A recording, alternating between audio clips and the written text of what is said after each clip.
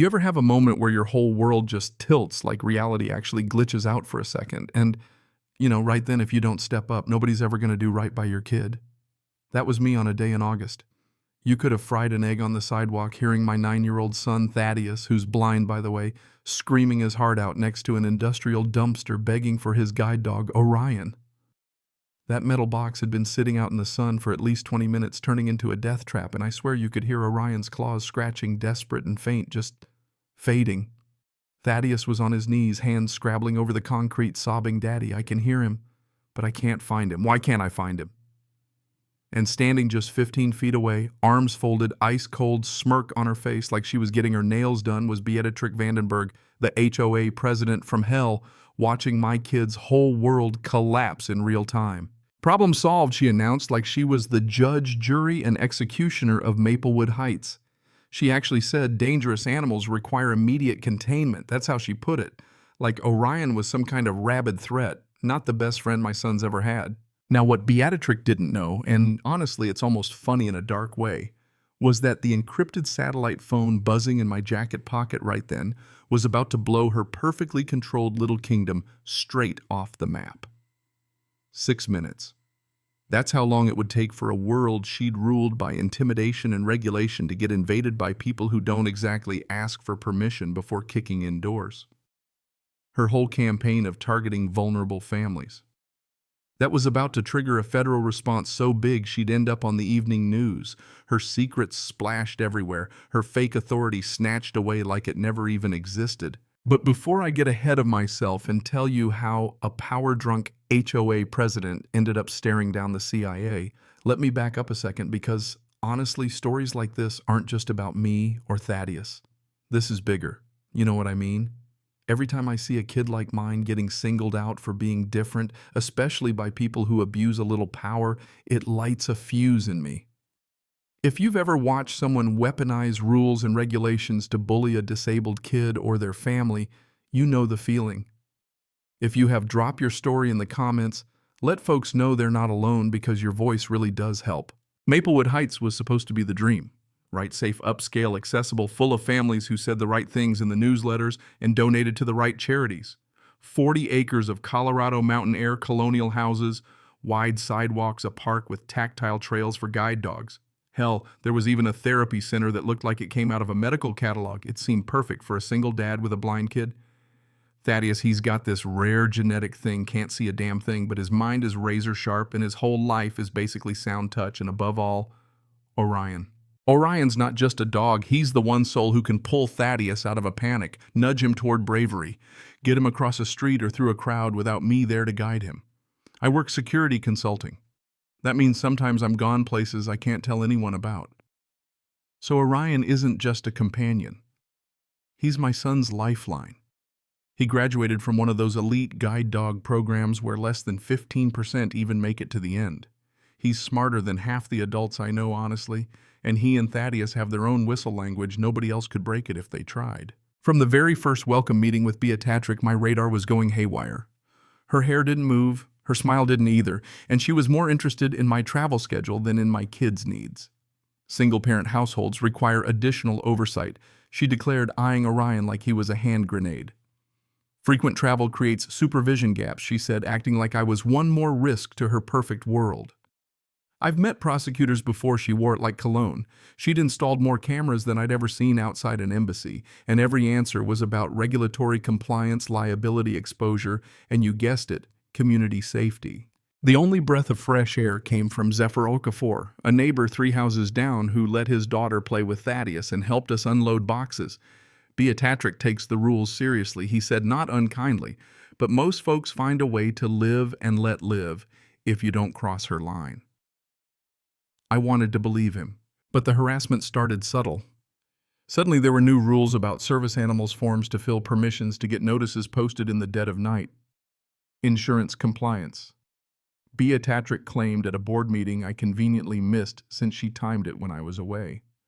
Suddenly I'm getting noise complaints, except the noise is Thaddeus and Orion practicing silent navigation drills outside.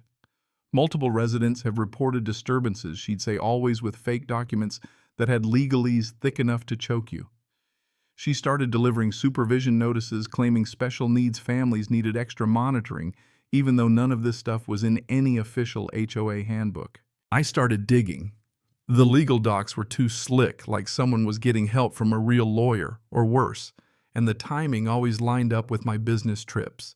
Then I caught her with a camera photographing Thaddeus during his routines, no consent, just hiding behind safety assessment lingo. When I confronted her, she didn't even flinch. Children with disabilities need enhanced monitoring, she said, like it was no big deal. Zephyr, the neighbor, whispered about strange cars coming to her house after midnight, foreign guys always ducking the cameras, never staying long. Then the money trail maintenance contracts to shell companies, budgets ballooning payments, disappearing offshore. Whenever I'd travel Dimitri, the handyman would happen to do loud repairs right near our place, throwing Thaddeus into chaos. It was all a pattern harassment, surveillance, intimidation over and over. Then, the day of the incident, the one that started all this, I realized the setup was complete.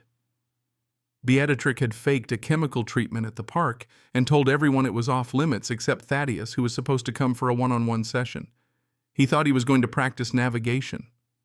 Instead, she ambushed them, grabbed Orion by the harness, and with a strength I wouldn't have believed, dragged him straight into that dumpster and slammed the lid shut. Thaddeus, God, I'll never forget it, just collapsed. He started feeling around, calling for Orion, panic ratcheting up with every second. Beatrice whipped out her phone, live streaming it, spouting off about community standards, making my son's pain into some twisted victory lap. Now here's where my story takes a turn. You see, I wasn't just some consultant, I was a CIA station chief, and my phone was already buzzing with encrypted alerts. Watching that woman torture my son's only friend was it. I called for backup fast and hard federal crimes in progress, requesting immediate tactical response. You should have seen the look on her face when I said that out loud. Her smugness flickered for just a second into real fear. Minutes later, black SUVs rolled up, agents fanned out, and Zephyr, the friendly neighbor, flashed federal credentials and announced Maplewood Heights has been under investigation for espionage and targeting of intelligence families. Turns out he was CIA surveillance too.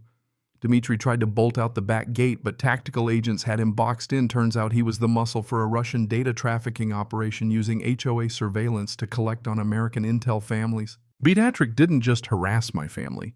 She'd been running a whole side business using HOA authority to gather intel on people like me leaking it overseas, all while disguising her campaign as community safety. Her big mistake was picking the wrong kid on the wrong day. While federal agents rushed to cut Orion free, thank God for those canine rescue teams, Thaddeus was still pressed to the dumpster, whispering, "Daddy, why can't I help him?" When they finally cut the lock, Orion was barely breathing but alive. That moment when Thaddeus heard his dog's tags and broke down crying, hugging that dog like he was a life raft, that's the memory I hold on to. The bad people lost. Kindness won. Orion made it thanks to agents and a veterinarian who hooked him up to IV fluids right in the community center. Beatrice.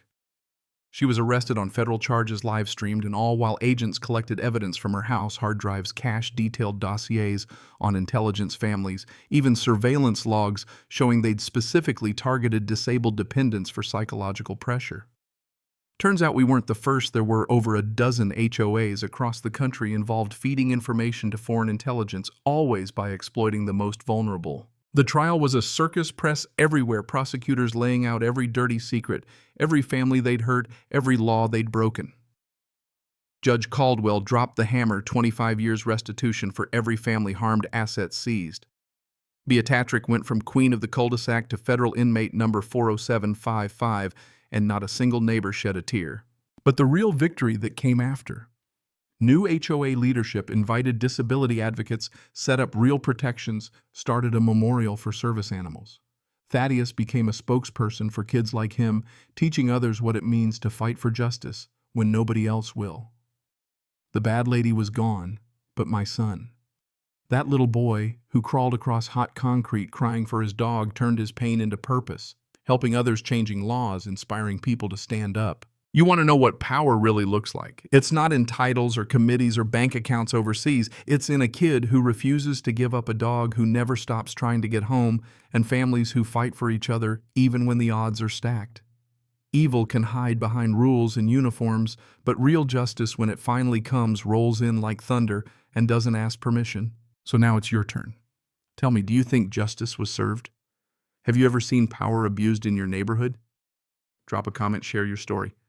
Let's keep shining a light so nobody has to fight alone ever again.